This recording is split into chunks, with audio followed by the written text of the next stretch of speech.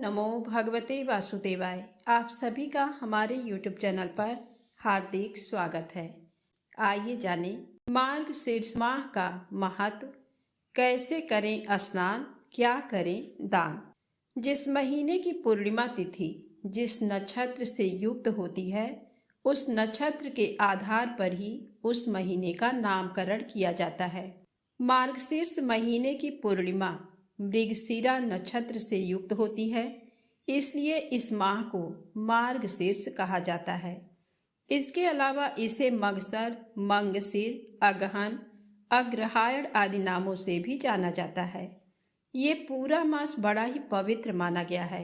इसकी महिमा स्वयं श्री कृष्ण भगवान ने गीता में बताई है। भगवान श्री कृष्ण ने कहा है, गायन करने योग्य श्रुतियों में मैं बृहत साम और छंदों में मैं गायत्री छंद हूँ, तथा महीनों में मार्गशीर्ष और ऋतुओं में बसंत मैं हूँ। अतः इस महीने में भगवान श्री कृष्ण की उपासना की बड़ी ही महिमा है। इस महीने में भगवान श्री कृष्ण की उपासना करने से व्यक्ति को जीवन में हर तरह की सफलता प्राप्त होती है और वो हर तरह के संकट से बाहर निकलने में सक्षम होता है। सतयुग में देवों ने वर्ष का आरंभ मार्गशीर्ष कृष्ण पक्ष की प्रतिपदा तिथि से ही किया था। साथ ही ऋषि कश्यप ने भी इसी महीने के दौरान कश्मीर नामक जगह की स्थापना की थी, जो कि इस समय भारत का अभिन्न अंग है।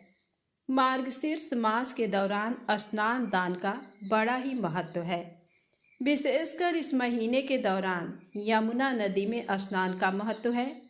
मार्गशीर्ष महीने के दौरान यमुना नदी में स्नान करने से भगवान सहज ही प्राप्त होते हैं। अतः जो लोग जीवन में भगवान का आशीर्वाद बनाए रखना चाहते हैं, हर संकट से छुटकारा पाना चाहते हैं, उन्हें मार्गशीर्ष के दौरान कम से कम एक बार यमुना नदी में स्नान करने अवश्य जाना चाहिए। लेकिन जिन लोगों के लिए ऐसा करना संभव नहीं है, वो लोग घर पर ही अपने स्नान के पानी में थोड़ा सा पवित्र जल मिलाकर स्नान कर लें। मार्गशीर्ष के दौरान सुबह जल्दी उठकर स्नान से पवित्र होकर भगवान का ध्यान करना चाहिए और उनकी पूजा अर्चना करनी चाहिए। स्नान से पहले तुलसी की जड़ की मिट्टी से भी स्नान करें, यानी अपने शरीर पर उसका लेप लगाएं और लेप लगाने के कुछ देर बाद पानी से स्नान करें। साथ ही स्नान के समय ओम नमो भगवते नारायणाय या गायत्री मंत्र का जप करें। इस मौसम में शीतलहर आरंभ हो जाती है, अतः गर्म कपड़े, कंबल, मौसमी फल, सैया, भोजन और अन्नदान का विशेष महत्व माना गया है। साथ ही इस माह में पूजा संबंधी सामग्री जैसे आसन, तुलसी माला, चंदन, पूजा की प्रतिमा, मोरपंख, जल कलश, आचमनी, पीतांबर, दीपक आदि का दान शुभ माना गया है। इस माह में भगवान श्री कृष्ण के स्वरूप बाल स्वरूप की पूजा की जाती है। बाल गोपाल की पूजा में क्रीं कृष्णाय नमः और भगवान विष्णु की पूजा में ओम नमो नारायणाय का जाप करें। शिव जी की पूजा में ओम नमः शिवाय मंत्र का जप करें।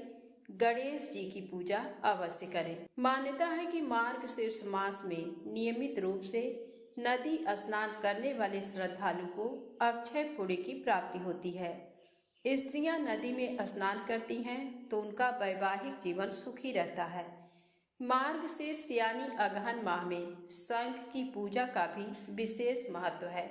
जिस प्रकार देवी देवताओं की पूजा की जाती है, ठीक उसी तरह शंख का भी पूजा करें। इस माह में आलस्य छोड़ देना चाहिए। सुबह जल्दी उठें और स्नान के बाद पूजा पाठ करें। रोज सुबह ध्यान करने से मन को शांति मिलती है, एकाग्रता बढ़ती है, दिन भर के कामों में ऊर्जा बनी रहती है और सफलता मिलने की संभावनाएं बढ़ जाती हैं। क्रोध से बचना चाहिए, घर में क्लेश ना करें, अन्यथा इस माह में किए गए शुभ कामों का पूरा फल नहीं मिल पाता है।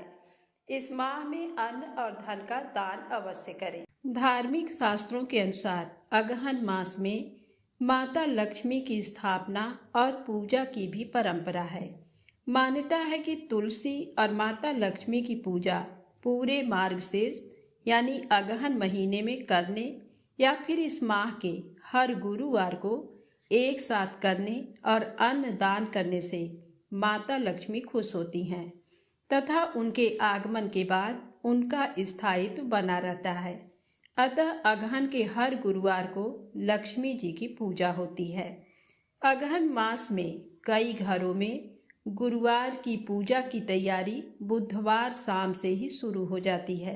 मार्गशीर्ष मास के प्रथम गुरुवार के दिन हर घर में धन की देवी माता लक्ष्मी जी का पूजन अर्चन किया जाता है। माँ को प्रसन्न करने के लिए घर के द्वार पर दीपों से रोशनी करें तथा घर के मुख्य द्वार से लेकर आंगन और पूजा स्थल तक चावल के आटे के घोल से अल्पनाएं बनानी चाहिए। प्रथम गुरुवार को इन अल्पनाओं में माता लक्ष्मी के पांव विशेष रूप से बनाए जाते हैं। फिर माता लक्ष्मी के सिंहासन को आम, आंवला और धान की बालियों से सजाकर कलश की स्थापना करके माता लक्ष्मी की पूजा करके उन्हें विशेष प्रकार के पकवानों का भोग लगाया जाता है। मान्यता अनुसार अगहन महीने के गुरुवारी पूजा में माता लक्ष्मी को प्रत्येक गुरुवार अलग अलग पकवानों का भोग लगाने से उनका आशीर्वाद प्राप्त होता है। सायंकाल में भी माता लक्ष्मी का पूजन किया जाता है। इस अवसर पर आस पड़ोस की महिलाओं, बहू बेटियों को प्रसाद खाने के लिए विशेष रूप से निमंत्रण दिया जाता है।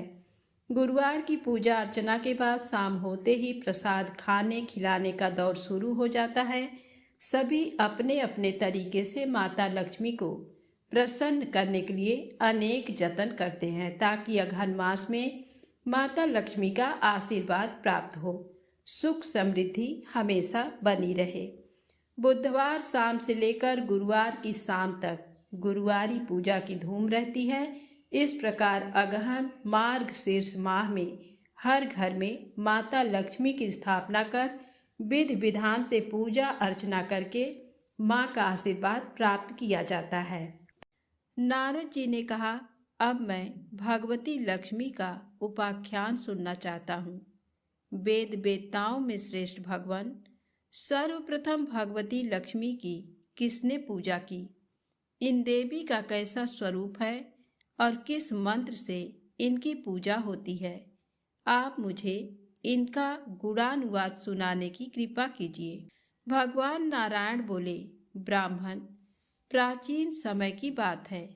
सृष्टि के आदि में पर ब्रह्म परमात्मा भगवान श्री कृष्ण के वाम भाग से रास मंडल में भगवती श्री राधा प्रकट हुई। उन परम सुंदरी श्री राधा के चारों ओर बट वृक्ष शोभा दे रहे थे। उनकी अवस्था ऐसी थी मानो 12 वर्षीय देवी हो। निरंतर रहने वाला तारुण्य उनकी शोभा बढ़ा रहा था। उनका दिव्य विग्रह ऐसा प्रकाशमान था मानो श्वेत चंपक का पुष्प हो। उन मनोहारिणी देवी के दर्शन परम सुखी बनाने वाले थे। उनका प्रसन्न मुख शरद पूर्णिमा के कोटि कोटि चंद्रमाओं की प्रभा से पूर्ण था। उनके विकसित नेत्रों के सामने शरद काल के मध्याह्न काली कमलों की शोभा छिप जाती थी। परब्रह्म परमात्मा भगवान श्री कृष्ण के साथ विराजमान रहने वाली वे देवी उनकी इच्छा के अनुसार 2 रूप में हो गईं। रूप, वर्ण, तेज, अवस्था, कांति, यश, वस्त्र, आभूषण, गुण, मुस्कान, वाणी तथा अनुनय विनय में दोनों राधा तथा लक्ष्मी समान थी। श्री राधा के बाएं अंश से लक्ष्मी का प्रादुर्भाव हुआ और अपने दाहिने अंश में श्री राधा स्वयं ही विद्यमान रही। श्री राधा ने प्रथम परात्पर प्रभु 2 भुज भगवान श्री कृष्ण को पति रूप से स्वीकार कर लिया। भगवान का वह विग्रह अत्यंत कमनीय था। महालक्ष्मी ने भी श्री राधा के वर लेने के पश्चात उन्हीं को पति बनाने की इच्छा की। तब भगवान श्री कृष्ण उन्हें गौरव प्रदान करने के विचार से ही स्वयं 2 रूपों में प्रकट हो गए। अपने दाहिने अंश से वे 2 भुजाधारी श्री कृष्ण ही बने रहे और वाम अंश से चतुर्भुज विष्णु के रूप में परिणत हो गए।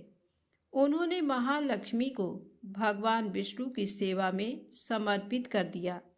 जो देवी अपनी स्नेह भरी दृष्टि से विश्व को माता की भांति निरंतर देखती भालती रहती हैं, वे ही देवियों में महती होने के कारण महालक्ष्मी के नाम से प्रसिद्ध हुई। इस प्रकार 2 भुज भगवान श्री कृष्ण श्री राधा के प्राणपति बने और चतुर्भुज भगवान श्री विष्णु लक्ष्मी के। 2 भुज श्री कृष्ण गोपों और गोपियों से आवृत हो गोलोक में अत्यंत शोभा पाने लगे और चतुर्भुज भगवान श्री विष्णु भगवती लक्ष्मी सहित वैकुंठ धाम को चले गए। वे भगवान श्री विष्णु और भगवान श्री कृष्ण दोनों समस्त अंशों में एक समान ही हैं। भगवती श्री महालक्ष्मी योग बल से नाना रूपों में विराजमान हुई। वे संपूर्ण सौभाग्यों से संपन्न होकर परम शुद्ध सत्व स्वरूपा परिपूर्णतमा महालक्ष्मी के नाम से प्रसिद्ध हो वैकुंठ धाम में निवास करने लगी। प्रेम के कारण समस्त नारी समुदाय में वे प्रधान हुई। वे स्वर्ग में इंद्र की संपत्ति स्वरूपिणी होकर स्वर्ग लक्ष्मी के नाम से प्रसिद्ध हुई। पाताल में तथा मृत्युलोक में राजाओं के यहाँ राज्य लक्ष्मी हुई। गृहस्थों के यहाँ गृह लक्ष्मी के नाम से पूजित हुई। अपने कलांश से ये ही गृहिणी भी कहलाती हैं। वे गृहस्थों के लिए संपत स्वरूपा तथा सर्व मंगल मंगला हैं। गौओं की जननी सुरभि तथा यज्ञ पत्नी दक्षिणा भी वे ही हैं। क्षीर सागर के यहाँ उसकी कन्या है। कमलों में श्री तथा चंद्रमा और सूर्य में शोभा रूप से उन्हीं का निवास है। वे सूर्य मंडल का अलंकार हैं।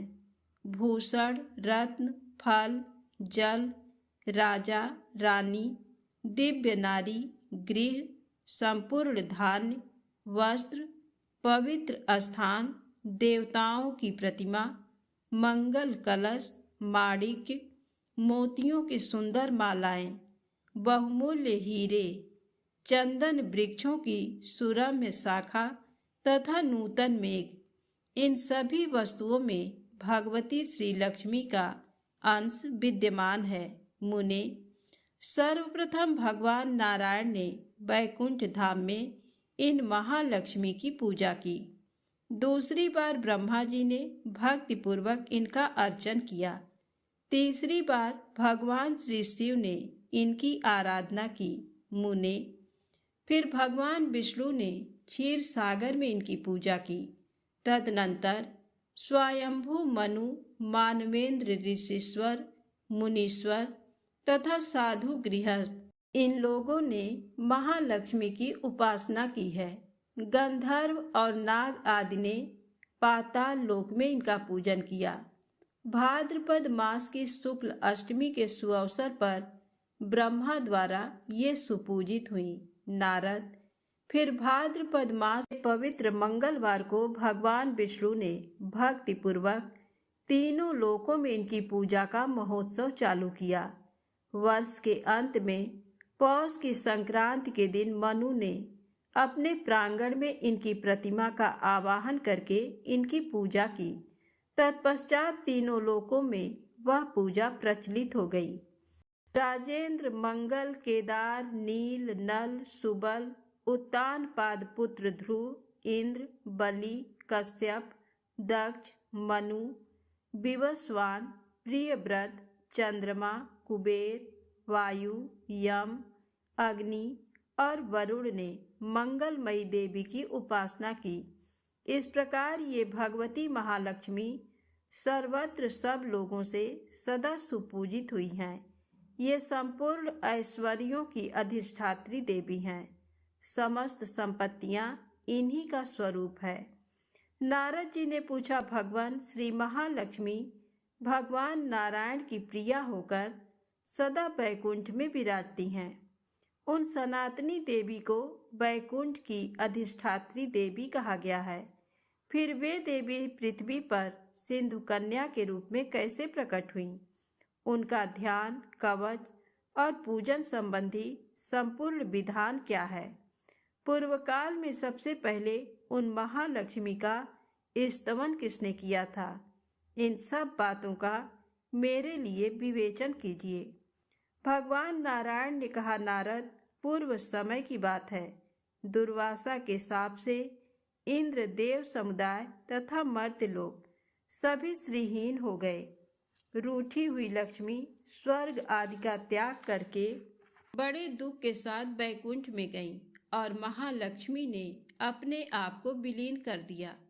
उस समय संपूर्ण देवताओं के शोक की सीमा नहीं रही। वे परम दुखी होकर भगवान ब्रह्मा की सभा में गए। वहां पहुंचकर ब्रह्मा जी को आगे करके वे सब बैकुंठ में गए। वहां भगवान नारायण विराजमान थे। अत्यंत दैन्य भाव प्रकट करते हुए देवताओं ने उनकी शरण ग्रहण की। वस्तुतः देवता बहुत दुखी थे। उनके कंठ, ओठ और तालु सूख गए थे। तब पुराण पुरुष भगवान श्रीहरि की आज्ञा मानकर वे इंद्र संपत्ति स्वरूपा लक्ष्मी अपनी कला से समुद्र की कन्या हुई। देवताओं और दैत्यों ने मिलकर क्षीर सागर का मंथन किया था। उससे महालक्ष्मी का प्रादुर्भाव हुआ। देवताओं ने वहां उन्हें देखा और उनसे वर प्राप्त किया। देवता आदि को वर देकर उन प्रसन्न वदना देवी ने क्षीर सागर में शयन करने वाले भगवान विष्णु को वरमाला अर्पित की। नारद, उनकी कृपा से देवताओं को असुरों के हाथ में गया हुआ राज्य पुनः प्राप्त हो गया। देवता उनकी भली भांति पूजा और स्तुति करके सर्वत्र निरापद हो गए। तो प्रेम से बोले, महालक्ष्मी की जय हो। अब आइए सुने बहुत ही रोचक कथा।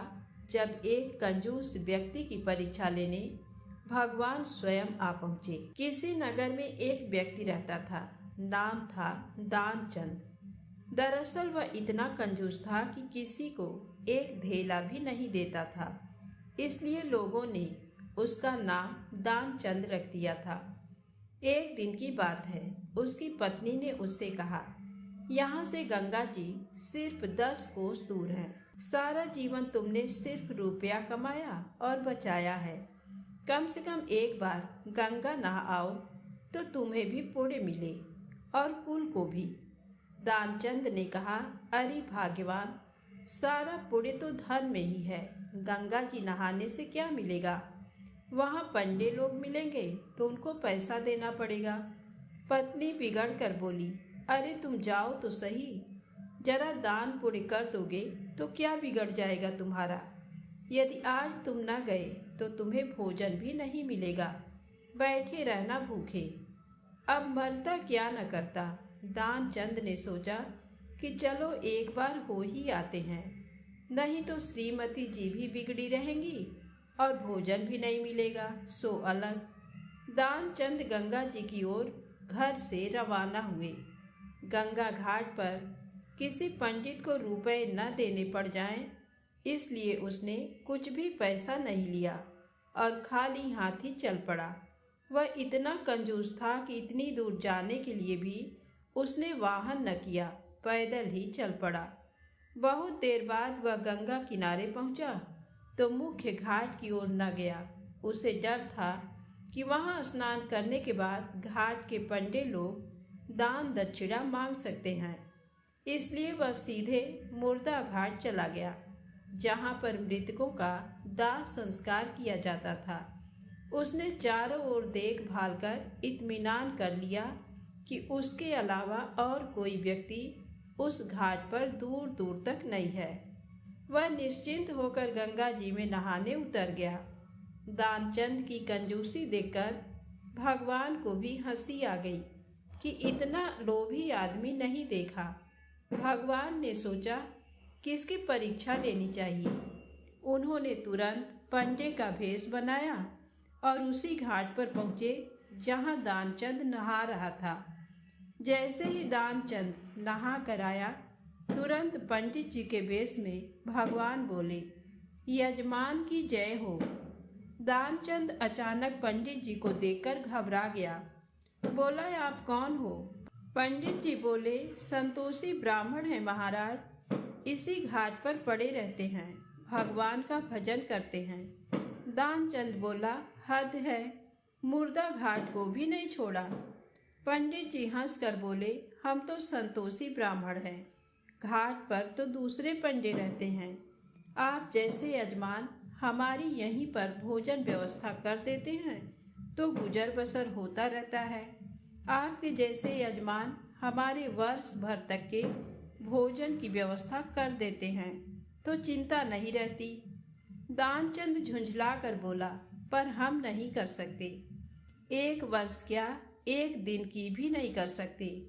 अरे 1 दिन तो बड़ी दूर की बात है, 1 समय की भी नहीं कर सकते। जाओ अपना काम देखो। पंडित जी हंसकर बोले, कोई जबरदस्ती थोड़े है, आपकी जैसी श्रद्धा हो, पर आज कुछ न कुछ तो आपको देना ही पड़ेगा। गंगा जी का स्नान आपने किया है, सारे पाप धुल गए, दान देकर पहला पुण्य कमा लीजिए। जब पंडित जी नहीं माने तो दानचंद हार कर बोला, अच्छा ठीक है, पर उधार देंगे। पंडित जी बोले, चलो यही ठीक है। दानचंद बोला, 1 धेला देंगे, वह भी उधार। उस जमाने में धेला चलता था। पंडित जी मन ही मन हंसकर बोले, चलो कुछ तो दिया। दानचंद बोला, आप हमारे घर से आकर ले जाना, अभी हमारे पास नहीं है। पंडित जी ने सहमति जताई कि ठीक है, वे दानचंद के घर से आकर 1 धेला दक्षिणा ले लेंगे। दानचंद ने घर की राह पकड़ी। बेचारा पैदल पैदल घर पहुंचा। घर पहुंचते ही थककर चूर हो गया। वह घर में भीतर सोने ही जा रहा था कि बाहर से आवाज आई, यजमान की जय हो। दानचंद ने पत्नी से कहा कि देखो बाहर कौन आया है। पत्नी बाहर होकर भीतर आई तो दानचंद से बोली, किसी पंडे से 1 धेला देने के लिए कह आए थे क्या? दानचंद ने बोला, कहा था। हाँ क्यों? पत्नी बोली, आ गए हैं, बाहर बैठे हैं। दानचंद आश्चर्य से बोला, आ गया वो? हाँ। दानचंद बोला, कह दो कि हम बीमार हैं, 2-4 दिन के बाद आना। पत्नी ने पंडित जी को हाल कह सुनाया। पंडित जी बोले, अरे यजमान बीमार हैं, दान मिले चाहे ना मिले, लेकिन हमारे संकल्प में वो तो हमारे यजमान हैं।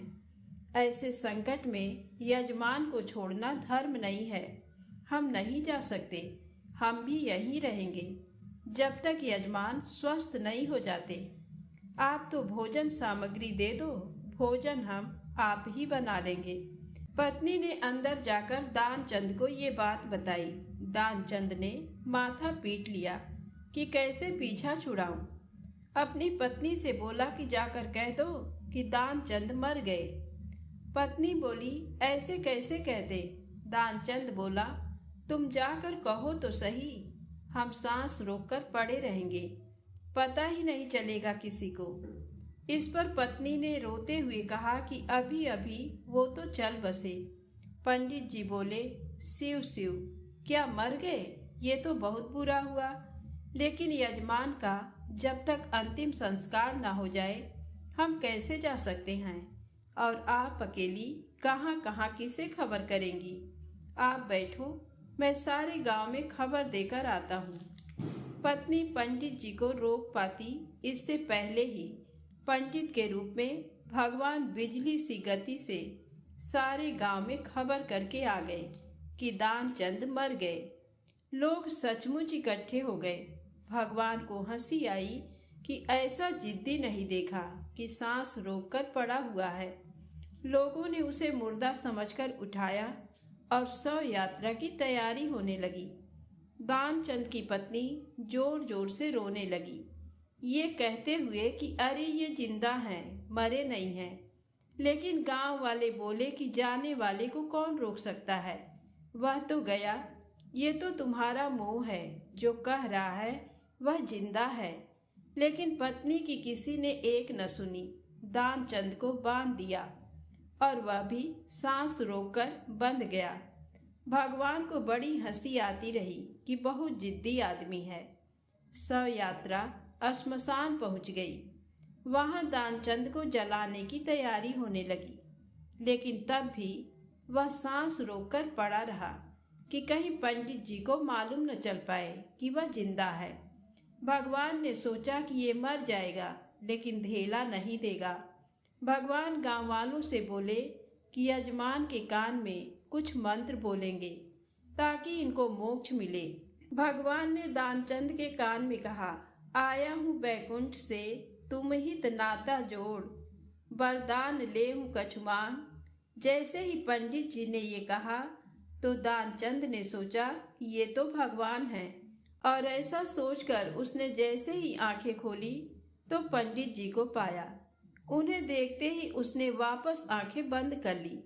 भगवान ने फिर कहा, आया हूँ वैकुंठ से, तुम ही नाता जोड़, वरदान ले हूँ कछु मांग। दानचंद आखिरकार बोला, धेला दीजिए छोड़। तो प्रेम से बोलें, लक्ष्मी माता की जय हो।